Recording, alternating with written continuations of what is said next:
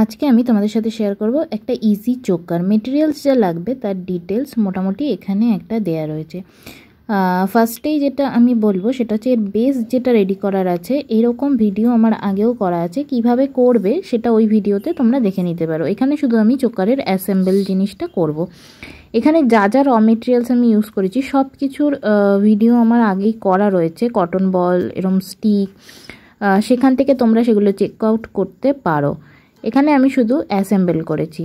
এখানে সবকটা আমি সেলাই করে আটকে দিয়েছি। জুটের যে বেসটা রয়েছে সেটা চোকারের জন্য যেহেতু, তাই এর ডায়ামিটারটা হচ্ছে 4 সেন্টিমিটার আমি রেখেছি, আর স্টিকটার লেন্থ হচ্ছে 6 সেন্টিমিটার।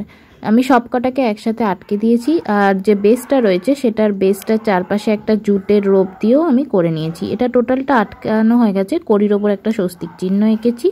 আর এখানে মাল্টি কালারের জুট বেস আমি রেডি করেছি। এটা হচ্ছে 3 সেন্টিমিটার মতন রয়েছে ডায়ামিটার। এটার সাথে আমি একটা কটন বল দিয়ে আমার টুইস্টেড মোটা করে বানানো রোপের সাথে আটকে দিচ্ছি।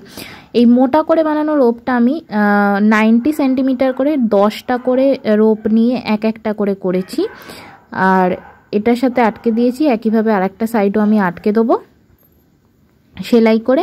আর যেটা ডবল কালারের জুটের বেস আছে, এটার বানানোর ভিডিও কিন্তু আমার চ্যানেলে করা আছে। আমি নিচে ডেসক্রিপশানে ইচ অ্যান্ড এভরিথিংয়ের লিঙ্ক দিয়ে দেবো, তোমরা সেখান থেকে চেক করে নিতে পারো।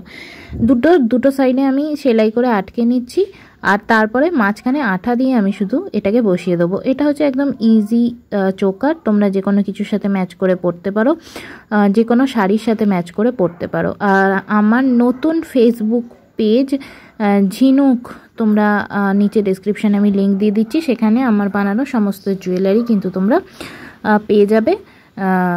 তোমরা সেখানে একবার চেক করে নিতে পারো।